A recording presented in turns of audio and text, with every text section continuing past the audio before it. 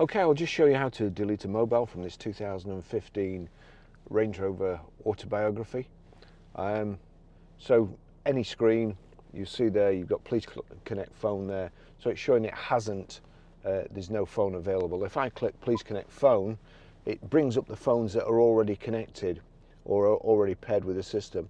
That's my phone, Barry's iPhone 13 Pro, and I want to delete it. Delete Barry's iPhone 13 Pro, yes. That's it, gone. Okay, I'll just show you how to pair a mobile to the Bluetooth audio system in this 2015 Range Rover Autobiography.